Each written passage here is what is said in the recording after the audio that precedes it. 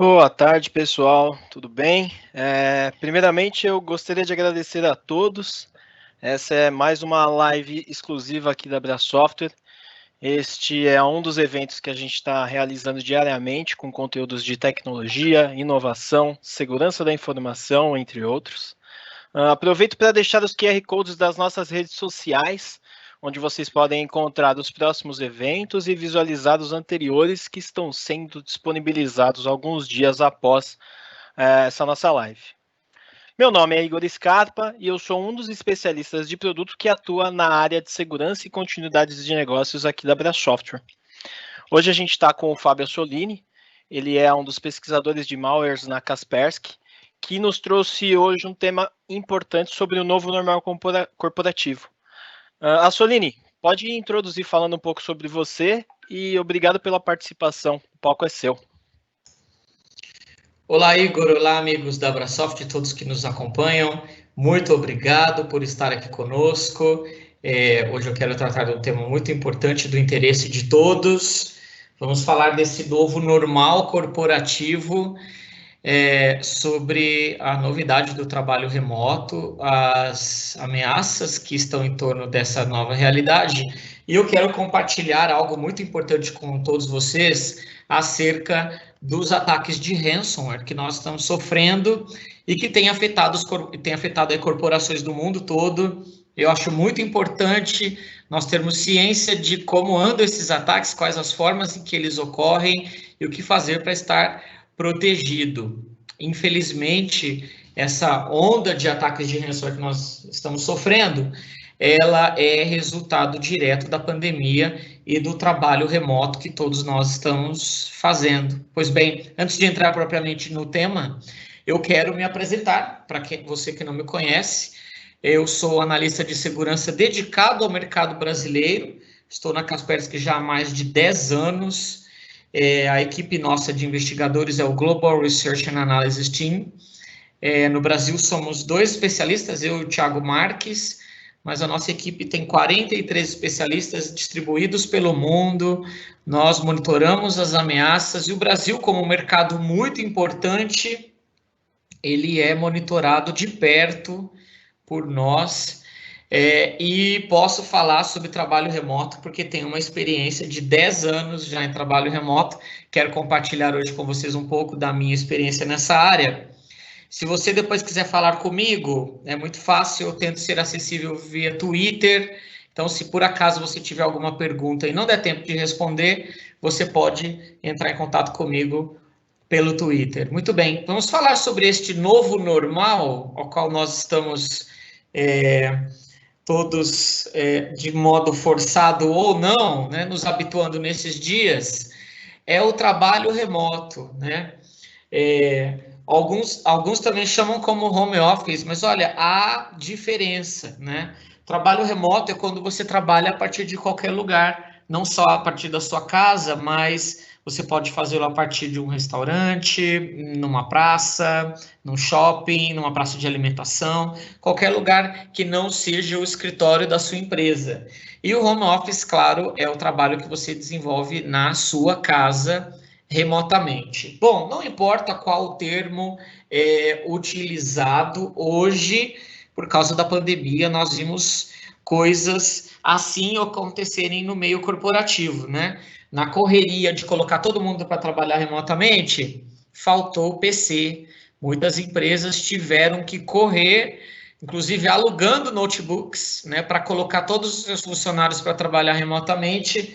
E isso, claro, trouxe dificuldades para a área de TI, para diversas empresas de diversos setores, né? E não foi só a demanda por computadores que cresceu muito. Nós também tivemos um aumento expressivo no tráfego de internet no Brasil. Ele subiu cerca de 40%. Para vocês terem uma ideia, nós saímos dos 2,3 terabytes por segundo para quase 11 terabytes por segundo.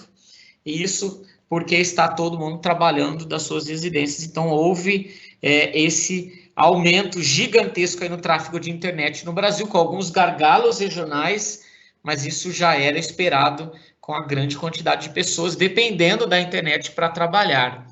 Olha, Vamos ver um caso e o quanto isso foi difícil e penoso para várias empresas, não só empresas pequenas, mas também médias e grandes. Quero compartilhar com vocês os números da Petrobras. Petrobras é uma grande empresa brasileira.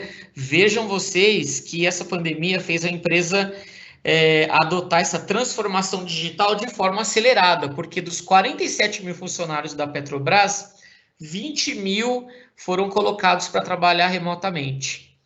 A empresa teve que providenciar 5.600 novos notebooks, além dos 31 mil que eles já tinham, para poder colocar todo mundo trabalhando remotamente, né?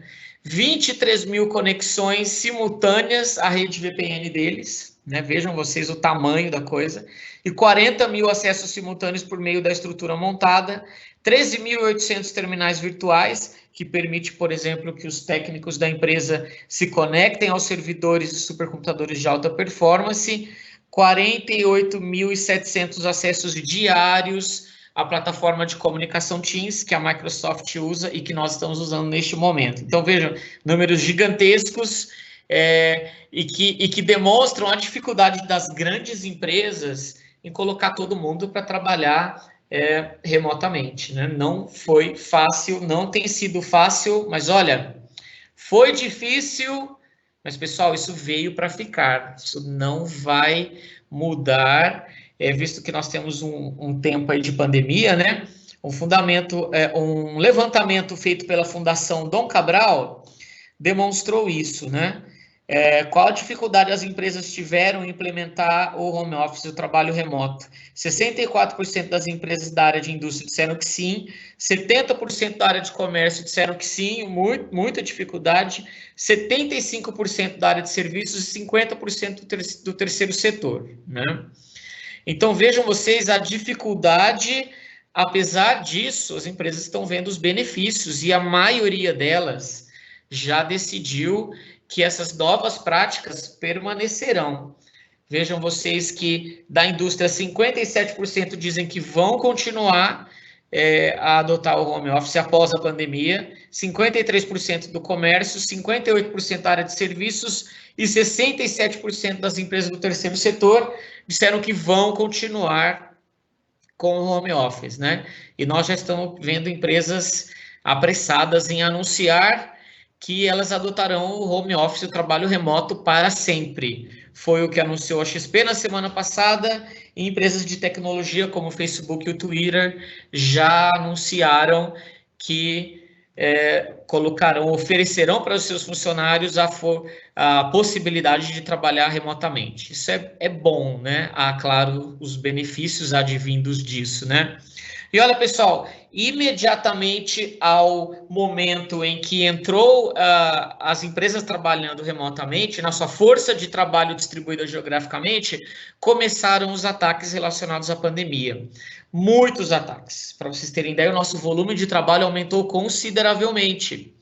Nós tivemos ataques de todo tipo, alguns até engraçados, como esse e-mail aqui, dizendo que se a pessoa não fizer um pagamento em Bitcoin, eles podem, inclusive, infectar a sua família com o coronavírus, né? Vejam vocês. E ninguém escapou desses ataques, pessoal, tá? Ninguém, empresas, usuários domésticos, receberam cyberataques com o tema da pandemia. Esse aqui foi interessante, uma fatura de compra de álcool gel de R$ 3.800, enviada por e-mail, mas, na verdade, a tal da fatura era um código malicioso, né?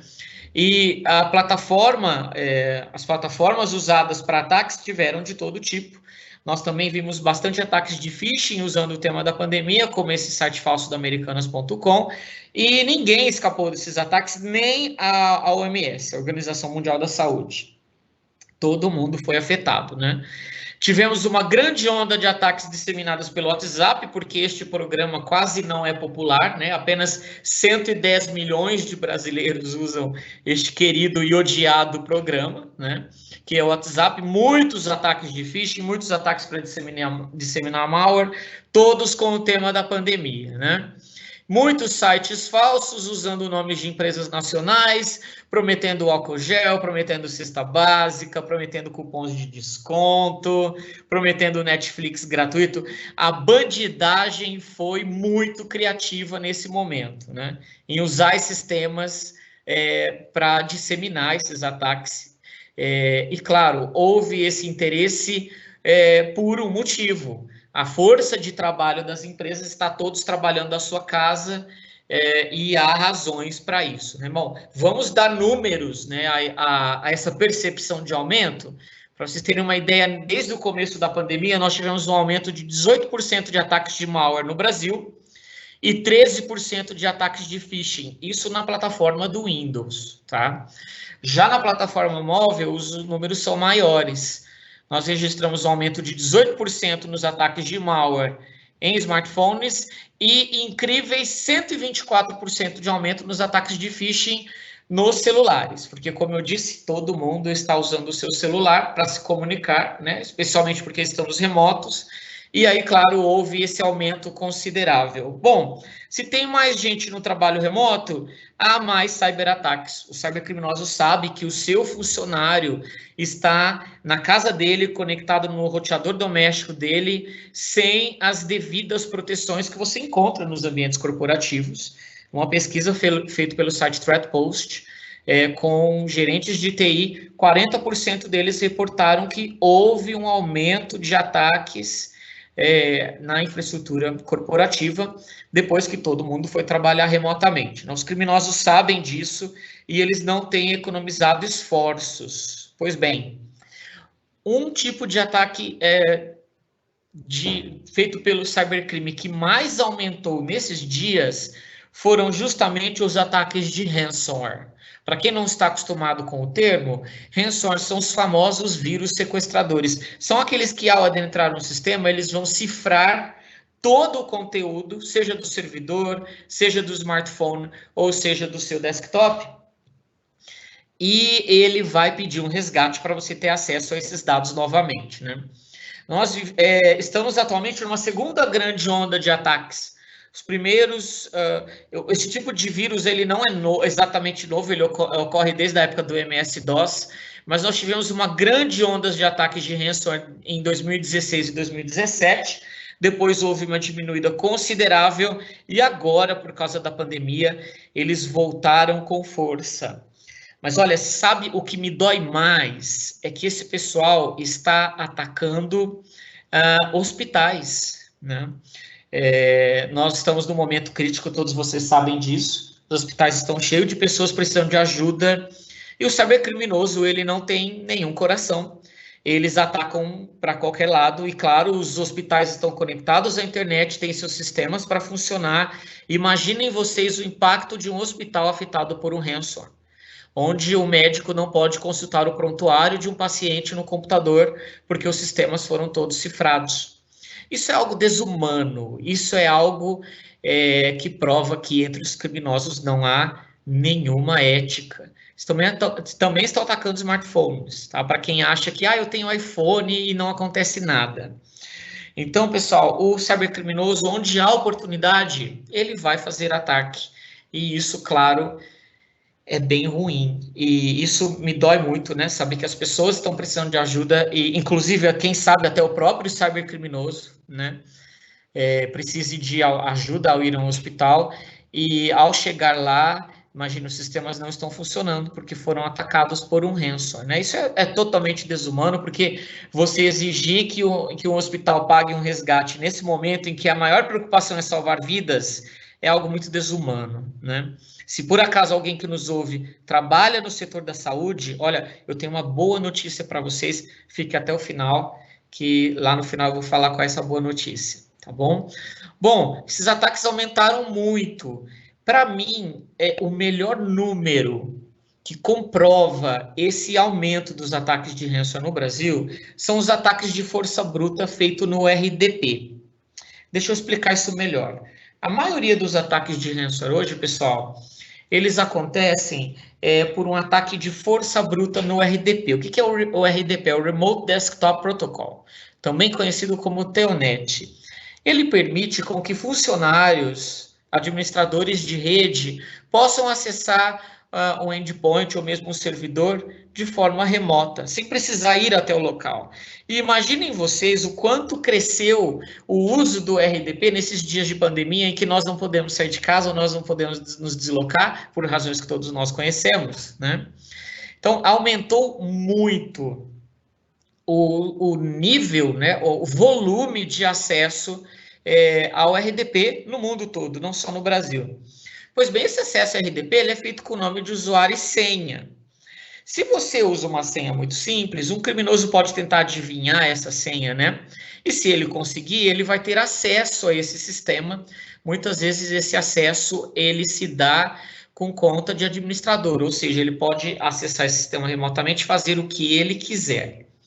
Esses ataques, pessoal, de força bruta nos RDPs explodiram no Brasil agora na quarentena. Nós passamos de uma média de 400 mil por dia até o mês de março, chegamos em dia em que chegaram a passar mais de 2,5 milhões de ataques de força bruta no RDP. O que é esse ataque? É o criminoso tentando acessar esse sistema onde há um RDP aberto, exposto à internet, de forma forçada, né? Ele está lá tentando acessar esse sistema. Seja adivinhando a senha, né? Tentando adivinhar, no ataque que nós chamamos de dicionário. Sabemos que há proteção contra isso, né, nos sistemas. Ou então explorando vulnerabilidades do RDP. E eu estou falando justamente com você que tem o seu sistema instalado, né, com RDP exposto na internet e que não está configurado corretamente, pois saiba que esse RDP pode ser atacado. Talvez você vai argumentar comigo, não, a nossa senha é complexa, 50 caracteres. Olha, a sua senha de acesso ao RDP pode ter 2.000 caracteres, se isso fosse possível, né? Se há uma vulnerabilidade no seu RDP, o criminoso consegue explorar o que nós chamamos de um RCE, é o Remote Code Execution, ou seja, ele vai executar um código remotamente e ele vai conseguir invadir o seu RDP. Ele vai conseguir ter acesso, pior, com conta de administrador. E uma vez tendo acesso a esse sistema, adivinha o que eles vão fazer? Exatamente, eles vão instalar um ransom nesse sistema. Então, o ataque de força bruta no RDP, pessoal, são as tentativas, tá? E agora mostrar para vocês as campanhas direcionadas de ataque de ransom que nós temos encontrado no Brasil hoje em dia. Houve um aumento considerável aqui no Brasil desde o começo da pandemia. Vocês podem ver que houve um aumento de fevereiro para março considerável, depois houve uma queda em abril, esses números voltaram a crescer no mês de maio. Olha, isso é muito preocupante, porque essas campanhas, pessoal, eu vou detalhar isso mais para frente, elas são muito bem planejadas. Já o criminoso que faz um ataque de ransomware hoje, ele já não atira para todos os lados. Ele faz um estudo, ele escolhe a vítima a dedo, ele tenta obter o máximo possível de informações da rede que será atacada de forma prévia. Tá? Há todo um planejamento por trás desse ataque. Não é algo feito às pressas, não é algo feito de forma sem planejamento. Né? O criminoso hoje ele mudou muito. Eles estão direcionando os ataques de forma mais bem planejada e com isso os ataques têm sido bastante efetivos, infelizmente.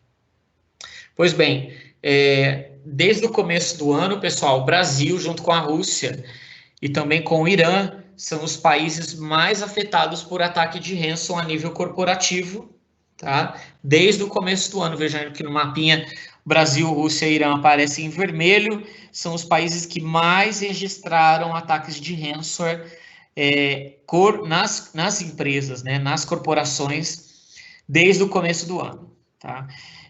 Por quê? Bom, isso ocorre por alguns motivos, especialmente porque muitas empresas são vítimas facilmente, ou seja, uma vez comprometida por um ataque de ransomware, essa empresa ela vai acabar pagando o resgate justamente porque não tem backup, não tem cópias de segurança e infelizmente esses ataques aumentaram muito na pandemia.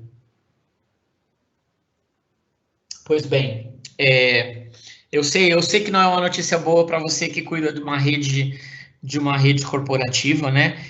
O desafio de você gerenciar usuários remotos hoje é grande, né? É difícil, porque não existe mais aquele limite, né? Tá todo mundo lá reunido no mesmo lugar. Hoje as pessoas estão distribuídas geograficamente. E como é que você vai garantir que um funcionário do RH ou do setor financeiro não vai cair vítima de um ataque desses, né? Realmente é um desafio grande. Eu entendo quem tem essa tarefa hoje em dia. Pois bem, pessoal, como eu disse para vocês, esses ataques estão planejados. Esses ataques já não são distribuídos sem um planejamento. E os cybercriminosos que estão por trás disso já estão atacando muitas empresas brasileiras. Eu quero comentar aqui com vocês alguns casos públicos, ou seja, os casos em que nós ficamos sabendo que saíram na imprensa. Um deles interessante foi a Cosan. Eles tiveram as suas operações afetadas pelo ransomware Nephilim. Eu vou falar mais sobre ele daqui a pouco. Mas é interessante aí ver que todas as empresas do grupo Cosan tiveram as suas atividades paralisadas parcialmente e temporariamente. Esse ataque de hackers que diz aí na notícia, né, foi, na verdade, um ataque de ransomware que trouxe uma disrupção, né, as redes param de funcionar, sistemas têm que ser desligados, desconectados, até a área de TI entender o que está acontecendo para poder voltar tudo novamente, né? E nós sabemos que sistemas indisponíveis, isso traz um prejuízo financeiro direto, né? A Cosan não foi a última. Agora, na semana passada, nós tivemos o caso da Honda. As fábricas da Honda no Brasil e na Índia fecharam por causa de um ataque de ransomware. Eles foram vítimas do ransomware Snake. E interessante que a fábrica deles na Turquia também estava a ponto de começar a funcionar e também tiveram que segurar lá o funcionamento, né? Imaginem vocês o prejuízo, né? A fábrica teve que parar por causa de um ransomware. Esses são dois casos recentes, mas olha, há muitos outros, eu tenho alguns nomes aqui, de ataques que foram públicos, tá? A Enel, empresa de energia elétrica, também teve problemas. Empresas da área de TI, não pensem vocês que a área de TI não sofre, também. A Cognizant e a Conduent também foram atacadas por ransomware. O Banco da Costa Rica e a Finastra, que são empresas, um banco e empresa da área de pagamento. A Fresenius, da área da saúde. Uma empresa de transporte na Austrália, o Toll Group. A Travelex, que é empresa de câmbio, né? Imagine que você precisa ir lá fazer câmbio, né? Trocar dólar por real ou vice-versa. Essa empresa tem bastante atuação nos aeroportos, né? Nos shoppings também. E aí eles ficaram mês parado, sem acesso aos sistemas, né? Diversas prefeituras do mundo todo e muitos outros casos que não são públicos, tá? E talvez você vai falar para mim, mas como é que você sabe desses casos? Bom, há incidentes que se tornam públicos, que são publicados na imprensa, e há incidentes que se tornam públicos pelos próprios cybercriminosos que fazem os ataques de ransomware. Tá? E essa é a nova moda desse pessoal. Como são os ataques de ransomware hoje, pessoal? Tá? Os ataques, como eu já disse, são bem planejados, bem executados, os alvos são estudados com antecedência. De que forma? Eles estão comprando acesso remoto já existente previamente, tá, em redes, e ao adentrar em um computador, por exemplo, o computador de um funcionário do RH, de repente esse computador não está muito interessante, mas o que os bandidos fazem? Eles fazem o que nós chamamos de movimento lateral. A partir desse computador do funcionário do RH, ele vai ter acesso ao que está compartilhado na rede, através da VPN ou através de drivers virtuais, servidores onde esse computador vai ter acesso. Eles vão explorar e vão fazer todo um estudo dessa rede antes de começar o movimento lateral, para ter ideia de como é a rede, como ela está estruturada, se ela está segmentada ou não. Eles também vão coletar senhas de administradores, eu vou dizer como daqui a pouco, tá? E a partir de um computador corporativo no qual eles têm acesso, eles farão um movimento lateral explorando a vulnerabilidade do Golden Key, né, que existe nas versões anteriores ao Windows 10, para ter acesso, para capturar as senhas de administrador e com isso conseguir se movimentar na rede, né? Claro que para isso, no ataque inicial, eles vão explorar vulnerabilidades, geralmente vulnerabilidades recentes de softwares usados na corporação, e os valores de resgate, pessoal, estão bem altos. Como o alvo são empresas, saibam que os valores estão na casa dos milhões de dólares, eles não estão pedindo pouco dinheiro, não. E a novidade, pessoal, dessa vez é o seguinte: antes de startar o ataque, antes de de soltar o clique para que cifrem todos os dados, vocês sabem o que a bandidagem está fazendo? Eles estão exfiltrando todos os dados. Ou seja, estão pegando cópias de banco de dados, de arquivos, planilhas, tudo que eles encontram que é de valor dentro do ambiente corporativo, eles estão fazendo uma cópia, estão fazendo a exfiltração de dados corporativos. Por quê? Para forçar a empresa a pagar o resgate. Porque eles ameaçam, se a empresa não pagar o resgate, nós vamos vazar os dados. E é assim que está a coisa hoje, né? E a verdade é que hoje as empresas vítimas desses ataques, elas têm que pagar 2 resgates. Um para decifrar os arquivos, caso elas não tenham backup, né? E um outro resgate para apagar os dados roubados, ou seja, para que esses dados não sejam publicados. Vocês estão vendo essa tela aqui na parte superior? Olha, ele está dizendo o seguinte, olha, a empresa pagou apenas o resgate para decifrar os arquivos, 350 mil dólares. Mas o grupo por trás do ataque, eles não receberam o pagamento para deletar os arquivos roubados. E adivinhem, se a empresa não pagar, eles vão publicar os dados roubados.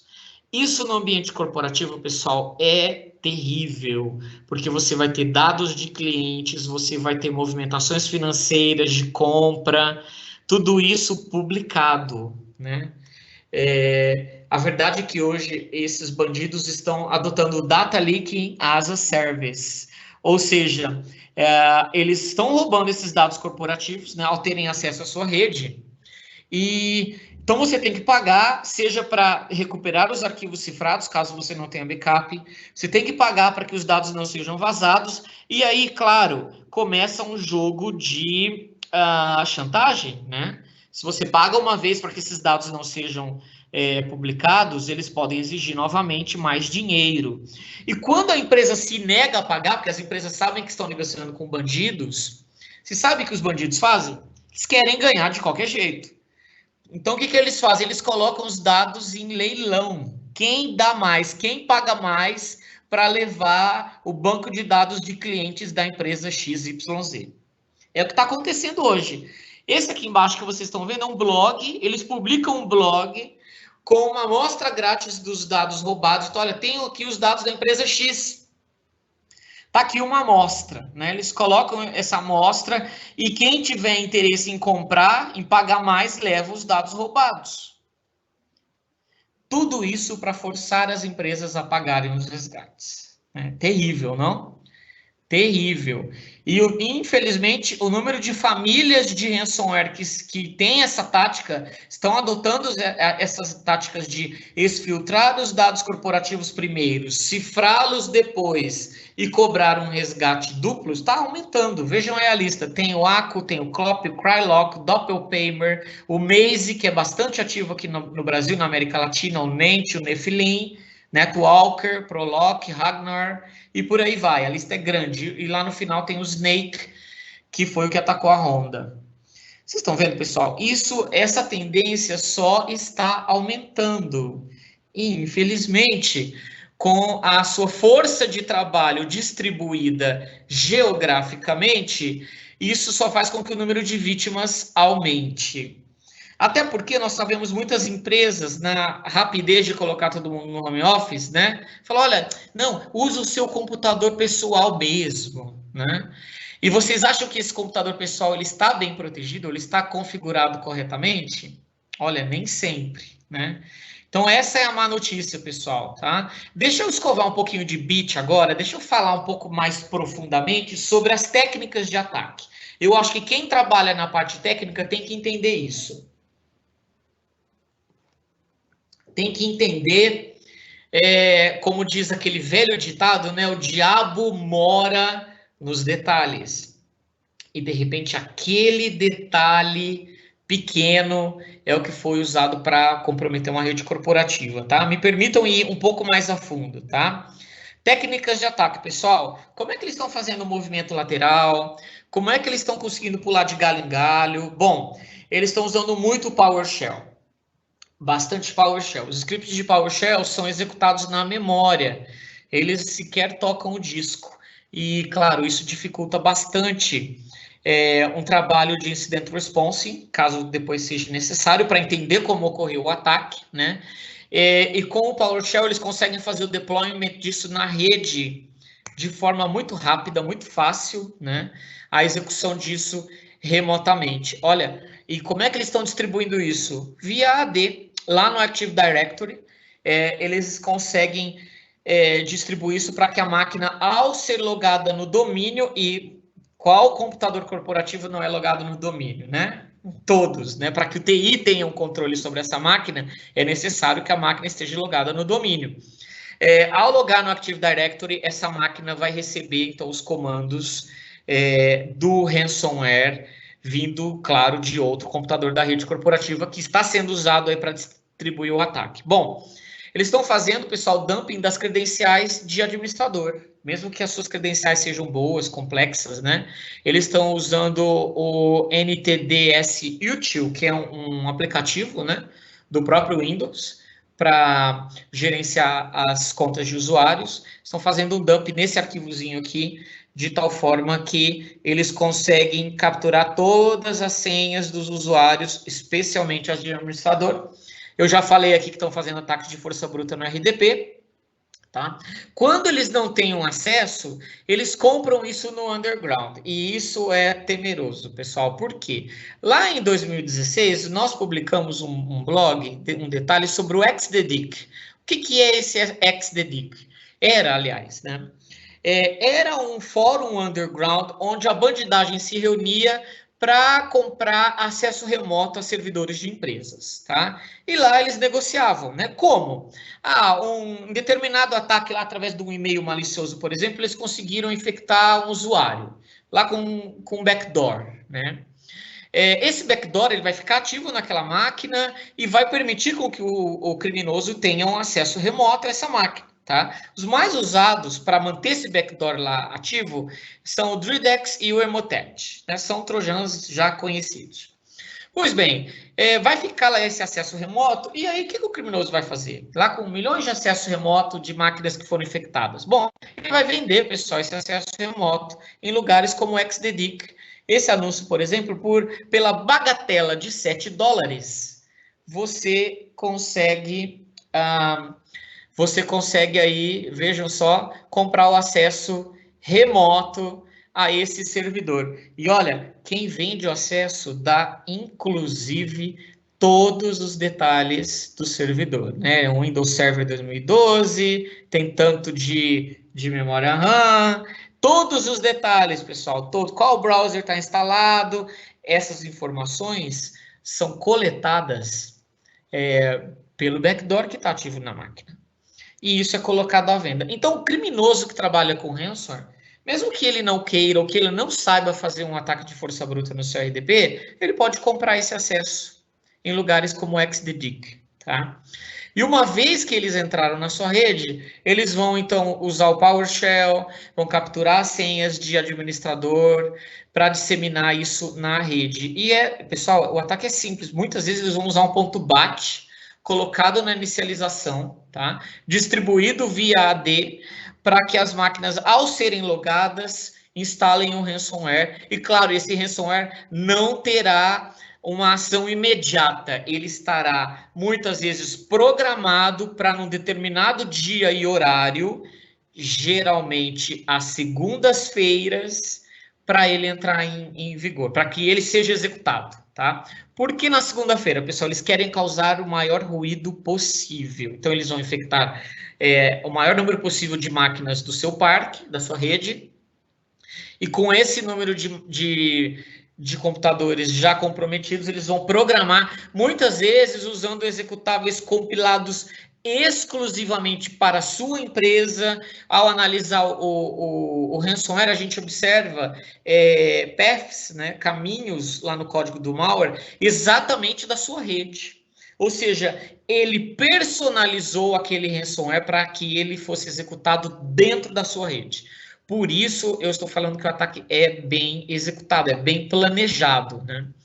E em determinado dia e horário, geralmente nas segundas pela manhã, é o momento em que a bomba explode e todos os computadores juntos ao mesmo tempo, servidores também sofrem esse ataque. Pois bem.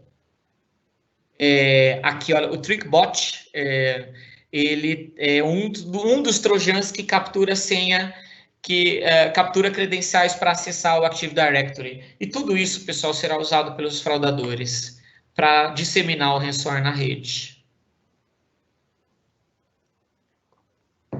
Bom, espero não estar assustando todos vocês, mas olha, ainda mais preocupante, claro, a maioria das empresas não tem pago o resgate, é o que nós recomendamos, não pagar o resgate. Mas e aí você corre o risco desses dados serem publicados, vazados, né? E aí a empresa vai enfrentar as leis de proteção de dados que estão sendo aprovadas em todo o mundo. Já há 2 anos nós temos na Europa a GDPR, então empresas que têm clientes europeus têm que estar compliance com a lei, mesmo sendo uma lei europeia. E aqui no Brasil, todos vocês sabem, temos a LGPD, que por causa da pandemia vai entrar em vigor em agosto do ano que vem, né? Foi atrasada. Mas com a lei em vigor, pessoal, as empresas serão punidas. E aí?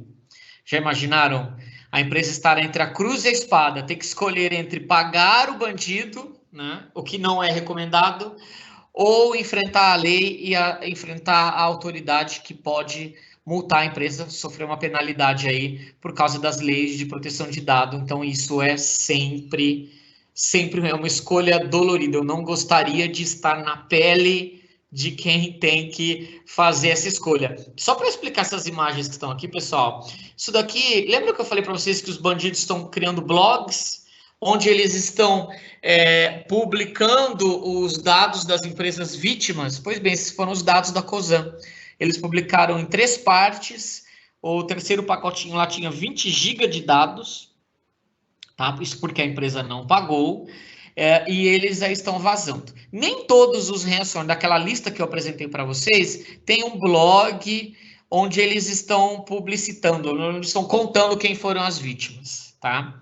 Alguns desses grupos, eles dão prazo que se a empresa não pagar, eles vão botar esses dados à venda no underground, ou seja, vão botar lá no fórum para quem quiser comprar, e claro, esses dados, uma vez comprados, estarão aí na mão da bandidagem, né? E isso é sempre ruim. Então, essas imagens que vocês estão vendo aí foi o que aconteceu, né? Eles fazem o name and shaming, né? Ou seja, olha, tá aqui a empresa foi vítima, botam uma amostrinha lá dos dados vazados. É claro, isso é forma de pressionar as empresas para que paguem os resgates, né? E isso é sempre ruim. Ufa, muito bem. Indo para finalizar, pessoal, eu não sei se eu assustei todos vocês, mas olha, essa é a realidade. Essa é a realidade hoje dos ataques de ransomware direcionados às empresas, tá?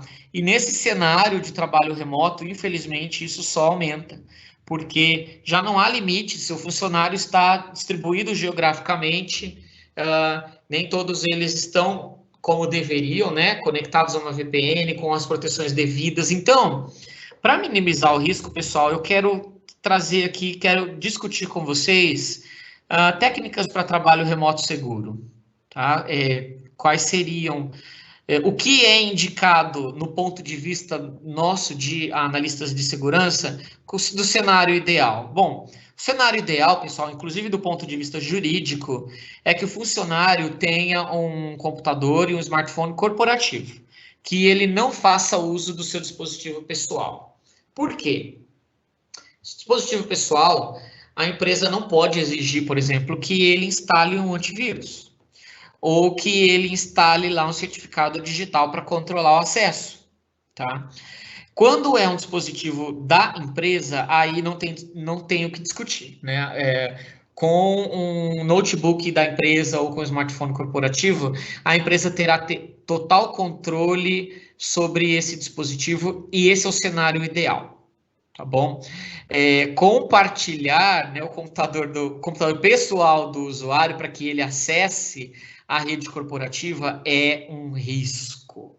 E, se possível, você tem que diminuir esses casos para zero. Eu sei que é difícil no momento de pandemia, por isso muitas empresas saíram alugando notebooks, né, comprando também. Então, isso até do ponto de vista jurídico, caso a empresa tenha problemas depois, isso é melhor, tá? É imprescindível que essas máquinas tenham anti-malware instalado, tá? Mas não é só instalado, pessoal. Por quê?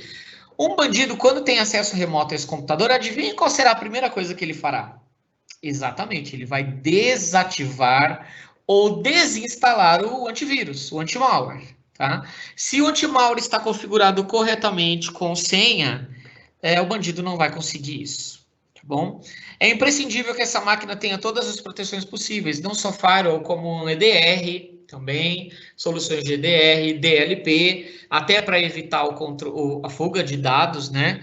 Que tenha um controle de acesso, todas as ferramentas de segurança que vocês conhecem, que existem no mercado, todas elas são recomendáveis que esse computador corporativo tenha instalado.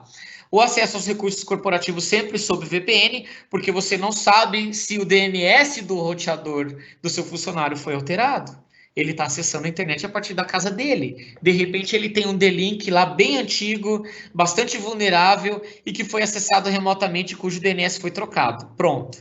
Todos os dados dessa conexão estão sendo direcionados para um servidor que pertence a um criminoso. Já imaginou se aí estão os dados corporativos? Então, VPN sempre, mandatório. Vai acessar um recurso corporativo? VPN. Bom, e aí, claro, as empresas têm a opção de fazer um full traffic, né? Direcionar todo o tráfego na VPN ou somente dos serviços corporativos. Aí fica a escolha de cada um, depende da sua banda, né? Pessoal, patch management, mantenha o software atualizado sempre, tá? Esse funcionário não precisa ter o RDP ativado? Desative. O que não é usado, desative, tá? Essas máquinas também têm que ter um full disk encryption, ou seja, HD cifrados, dados cifrados, tá? Isso é bom para caso de perca ou roubo do notebook, aí pensando na segurança do trabalhador remoto, né? E, pessoal, invistam em programas educacionais, fale com o RH, tá? Para que o funcionário faça. Eu sei que tem gente que não gosta, né? Mas esse funcionário treinado, com o olho treinado, de repente ele vai identificar um ataque que a área de TI vai tomar conhecimento só depois.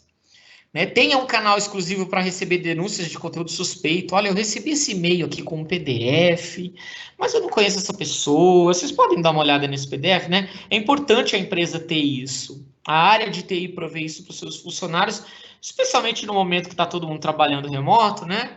E nós sabemos que hoje você não consegue mais virar para o companheiro do lado e falar, viu, você dá uma olhada nisso daqui é suspeito, né? Ou chamar o cara da área de TI ou da área de segurança, olha, você pode dar uma olhadinha aqui na minha baia? Não tem jeito, né? Tá todo mundo remoto hoje. Então, invista em programas educacionais. Isso é bom. Bom, vamos falar sobre ransomware, né? E contra o ransomware, pessoal? Eu vou chover no molhado agora, hein? Backup, tenha uma política clara e funcional de backups. Isso é mais do que recomendável, tá? E aí tem aquele velho ditado do backup que quem trabalha na área de TI já conhece, mas não custa repetir, né? Backup, quem tem um, tem nenhum. Então é sempre bom você ter redundância de backup, tá? Eu sei que isso estão em todas as cartilhas da área de TI, eu sei que muita gente está careca de saber, mas não implementa. Então, tenha uma política clara e funcional, que funcione de backup, pessoal. Isso é importante porque num ataque de ransomware, você não vai se preocupar em pagar o resgate para recuperar os dados. E olha, infelizmente, quando a gente sabe que a empresa tal teve problema com ransomware e dados sumiram, isso é um indicativo de que ela tinha problema com backup e não resolveu, tá? Outra coisa, desative o PowerShell onde ele não é necessário. Para que deixar o PowerShell ativo no computador do pessoal da RH? Eu sei que o pessoal da área de TI usa para automatizar um monte de coisas, mas olha, tente automatizar de outra forma. Se o PowerShell não é necessário naquela rede segmentada, naquela área da empresa, né? Desative ele, tá? Monitore as mudanças no seu Active Directory, sempre, tá? Tenha isso sempre logado. Cuide do RDP, pessoal. Instale os patches. A Microsoft, o RDP, pessoal, tem muita falha de segurança, muita. A Microsoft, vez por outra, está soltando patch crítico. Instale-os, por favor. Faça o deployment disso nas máquinas corporativas, tá?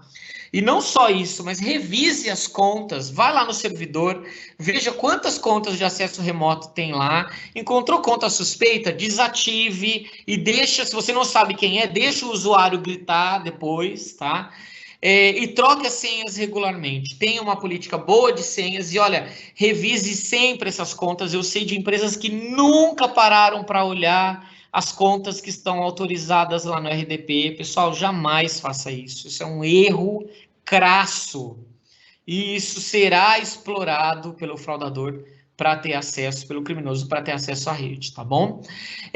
Tome muito cuidado com VNCs similares, porque, pessoal, olha, esses programas têm muitas vulnerabilidades, tá? Para vocês terem uma ideia, nós colocamos a nossa equipe para avaliar a segurança desses softwares, né, dos VNC-like.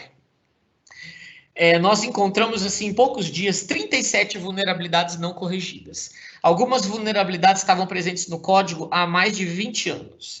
E o que essa vulnerabilidade permite? Acesso à máquina que está lá rodando o VNC. Tá? Então, cuidado com essas ferramentas. No ambiente corporativo, o RDP ainda é melhor. Eu sei que há outras soluções, mas cuidado com essas ferramentas standalone que se executa e que dão acesso remoto, tá?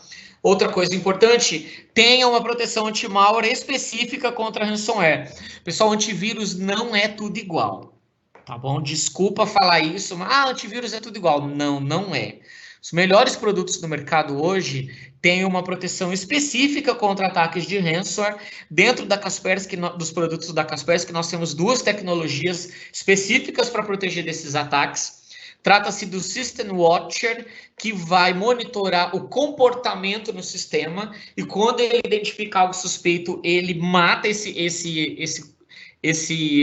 executável suspeito que está tentando fazer, por exemplo, leitura e escrita de 1000 arquivos por minuto.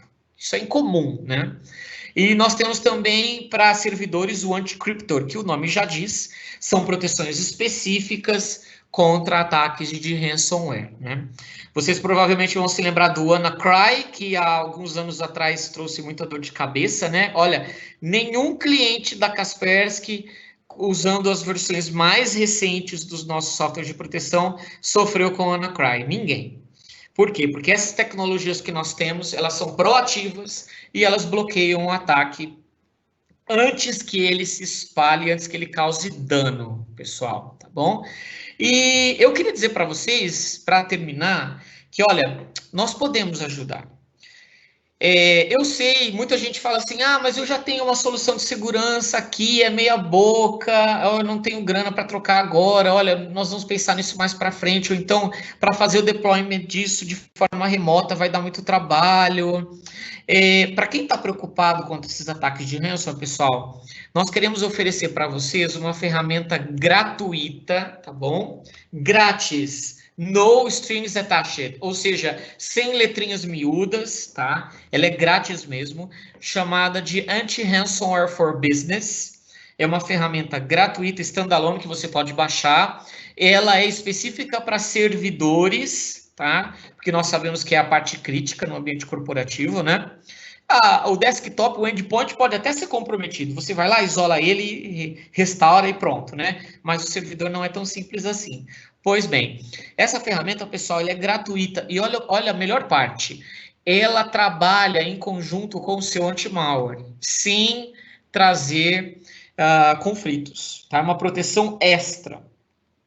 Por que nós fizemos isso, pessoal? São tantas empresas afetadas por ransomware, tantos órgãos de governo, tantas empresas sofrendo com isso, e foi uma decisão do fundador da Kaspersky, o senhor Eugênio Kaspersky, de prover essa ferramenta para ajudar as empresas, tá? Então, você não precisa mudar o anti-malware que você já tem, você pode ter essa proteção instalada no seu sistema, ela vai ajudar a blindar o seu sistema contra esses ataques de ransomware, tá bom? E eu falei no começo da minha apresentação sobre a área da saúde, né? Com tristeza, pessoal, muitos hospitais sendo atacados. E olha, você que trabalha na área da saúde, no hospital, numa clínica, a boa notícia que eu tenho para trazer para vocês, e isso foi uma preocupação nossa também, nesse momento da pandemia, nós queremos dar gratuitamente os nossos melhores softwares de proteção corporativa para quem é da área da saúde. Então, você que me ouve, que trabalha na área de TI de um hospital, de uma clínica, que está preocupado nesse momento em socorrer as pessoas que precisam de ajuda, né, por causa da pandemia, nós estamos oferecendo gratuitamente uma licença do nosso melhor software corporativo, tá? Vocês não vão pagar nada para tê-lo instalado na sua rede. E não se preocuparem com ransomware nesse momento, mas sim se preocuparem em salvar vidas, que é o mais importante neste momento de pandemia. Você que está buscando uma solução melhor, está tentando buscar uma solução melhor para ter uma proteção efetiva contra a ransomware, as nossas soluções corporativas estão aí disponíveis.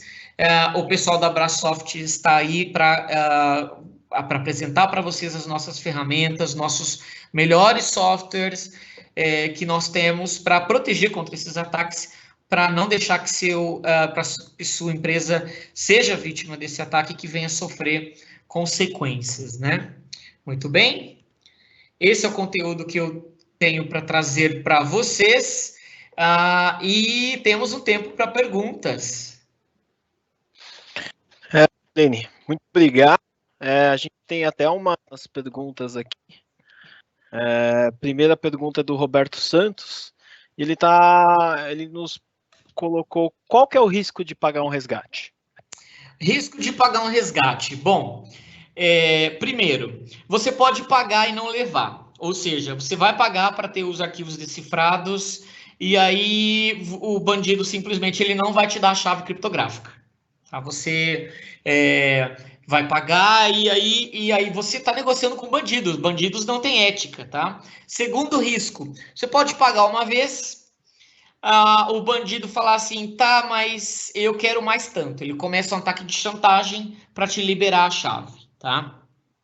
Terceiro risco, alguns tipos de ransomware, você não é possível recuperar o arquivo, pessoal, mesmo pagando. Ou seja, há um erro de implementação criptográfica no código do ransomware.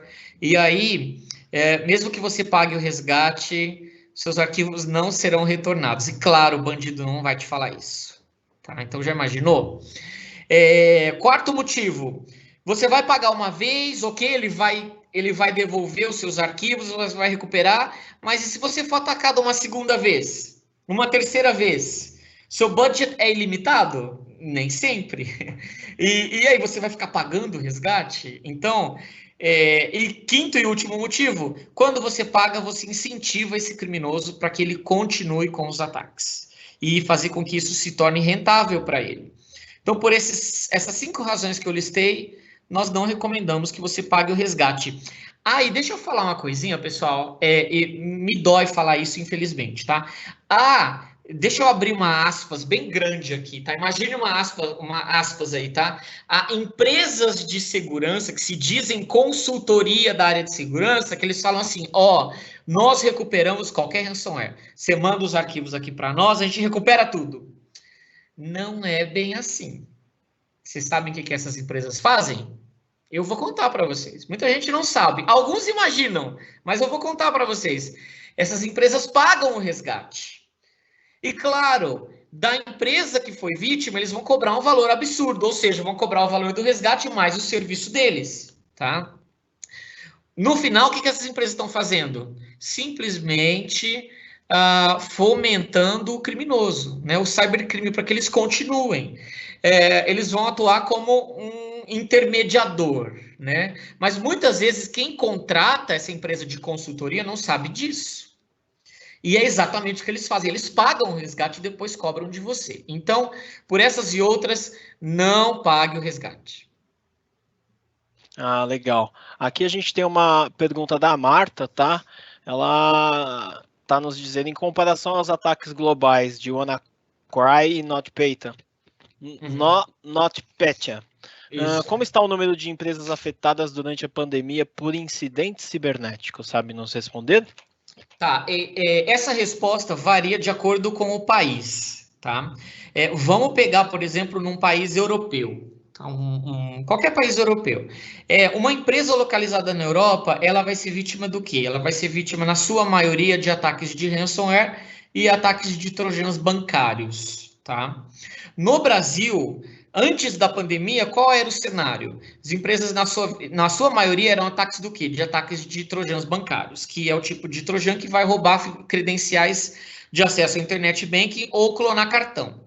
Tá? Alguns também vão mexer, alterar boleto, era a maioria. Agora, pessoal, depois que começou a pandemia, isso mudou, tá? O código malicioso mais prevalecente nas empresas hoje, no Brasil, é trojan bancário e ransomware. Tá? O que antes era só trojan bancário. O ransomware está crescendo cada vez mais os números de detecção. Será que isso vai ficar limitado ao tempo da pandemia? Seria bom, seria muito bom, né? E que ao terminar a pandemia, as empresas voltarem a trabalhar nos escritórios, isso diminuísse, seria bom, mas não dá para prever o futuro. Ah, legal. A gente tem mais algumas aqui, tá bom, Fabio? O Wellington está nos perguntando que hoje ele já tem o Kaspersky nos servidores dele.